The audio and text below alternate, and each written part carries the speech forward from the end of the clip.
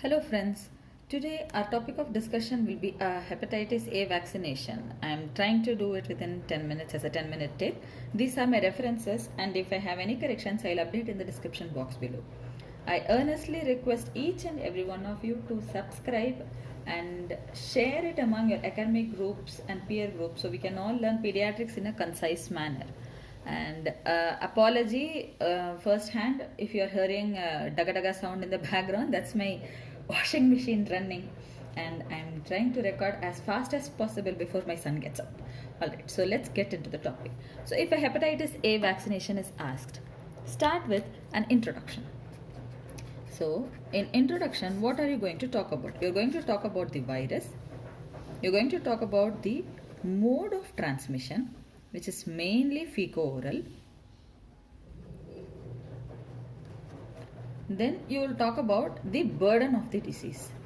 See, as far as hepatitis A is concerned, 50% of children in 1 to 5 year age group are susceptible and 50% are seropositive more than 5 years of age. Okay, what does it mean? See, it means most of them would have had an infection but mostly asymptomatic and have protection against it. Okay, that is the advantage with high endemicity. Okay, I'm not telling disease is good, disease is bad, but the one good thing that we have going for us pediatricians is that children are less affected. Okay, so children, the severity is less, I should put it that way. Even though they have infection, the severity is less, but they come out on the other side with protection. Okay, whereas adolescent and adults, they have severe infection, most of them. Okay, and they have a risk of 1% mortality. Alright, and India is in a situation where we are shifting from high endemicity to intermediate endemicity. What does this mean? High endemicity is most of them have had infection at younger age, so most of them will generally have protection, so lesser chances of outbreaks, endemics or pandemics. Intermediate endemicity, so we are shifting down, so there may not be as many people with protection, so there are chances of outbreaks. Clear? Understood? So because of these reasons we need vaccination. So what are the vaccines that are available? There are two vaccines which are available. Okay. So one is inactivated and the other one is live attenuated. Okay. So one is inactivated and the other one is live attenuated. Alright. So inactivated vaccine again is of two types. Okay. Similarly, live attenuated is also of two types.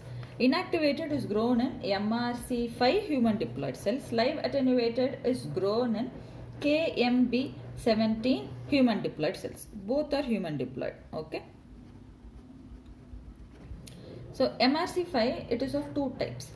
One is HM175/GBM strain and the other one is RGSB strain. Okay. So what is the difference? This has got a aluminium adjuvant. This has got a virosome attached to it. Okay. The virosome is that of influenzas. It is called as IRIV. Okay. I is immunopotentiating, reconstituted influenza virosome. Okay, so that is the difference between these two. Live attenuated, as I said, there are two varieties. One is H2 strain. It just depends on the strain. Okay, and the second one is LA1 strain. H2 strain is available in India as Biovac A. Okay, so H2 strain is what we will be discussing. So what is the difference between these two?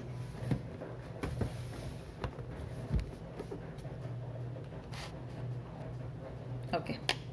So there are not much of differences. I'll talk about the differences and then we will talk about what is common among them. Okay. So one side we have the inactivated vaccine and on the other side we have live attenuated. Okay, all right. So in inactivated vaccine, you give it as IM 0.5 ml dose. Okay, less than 18 years. More than 18 years is 1 ml. Live attenuated subcutaneous 0.5 ml.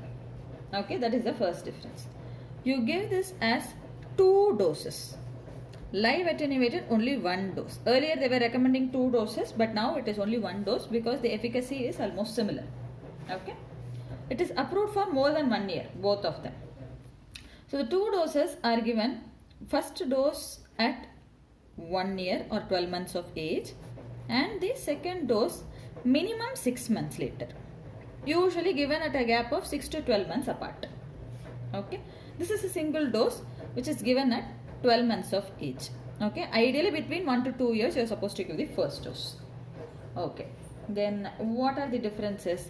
Contraindications, of course you will have difference between a live attenuated and an inactivated vaccine, isn't it so? So contraindication common will be any anaphylactic reaction to previous vaccination or any vaccination component. That will be same. The difference will be live attenuated cannot be given in any immunocompromised state.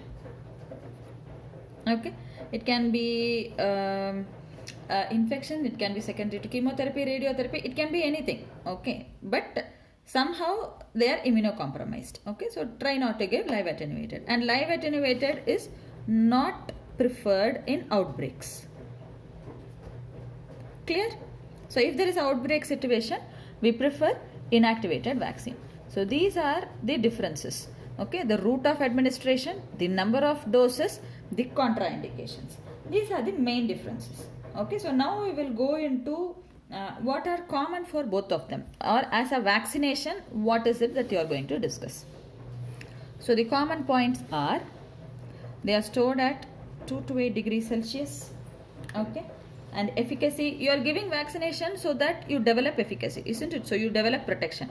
Protection is actually very, very good with both inactivated and live attenuated vaccine. Both are equally effective.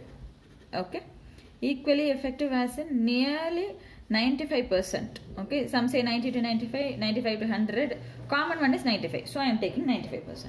95% effective. So when will the protection start? Within 2 to 4 weeks of vaccination. How do you know the person is protected? You check for antibody. 20 milli international units per ml is a protective level. Note that in hepatitis B it is 10. Okay, in hepatitis A it is 20. Okay, so these are the factors about vaccination. And adverse drug reaction, as usual, you will divide into local and systemic, and you will write your usual adverse drug reaction. Nothing specific for both of them. Okay, so alright, so now you know how it is stored, how it is given, what is the difference between these two. So which are the populations you are going to give? Is it just the regular people or any special people you are going to consider? Okay, so in high risk people, high risk population, we do give hepatitis A. Is it visible? Yeah. So high risk population. So who are all the high risk population? Anybody with a liver disease, chronic liver disease. Okay, it can be a chronic liver disease, it can be secondary to hepatitis B, C, or they can have coagulopathy due to some reason. Okay, so in these situations you give vaccination. Then any immunocompromised person or any person who is at risk of immunocompromise, as in high risk practices.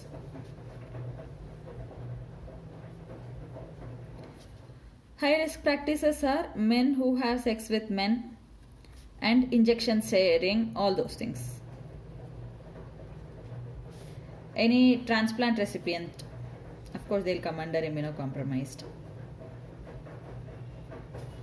Any healthcare worker who is getting exposed directly to hepatitis A, okay, as in a lab situation,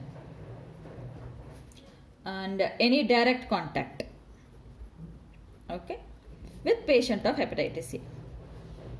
Next question is, are travelers at risk? So this you know as a common high risk population. What about travelers? So travelers wise, if they are going to a high endemic country, you can give them vaccination. The questions come if it is going to be a less than 1 year old child. If the child is less than 1 year, 6 to 11 months of age, you can give vaccination. Okay, but don't count it. Less than 6 months of age, if immunoglobulin is available, this is not available in India. If it is available, immunoglobulin can be given. Okay, so when to give before travel? See, the incubation period of hepatitis A is long. It is 2 to 4 weeks. Correct? By the time if you give a vaccination, a protection would have happened. So, even before departure, if you give, it is enough. Ideally, at the time of planning to go itself, you should receive. If not, even before departure, if you give, it is enough. I am not telling you to give before departure. Please note that. So travelers we have discussed. What else is left out? I think that's it. We have covered everything. I have overshot my time by 1 minute. I am sorry. That's all about hepatitis A, guys. Bye bye. Take care and all the best.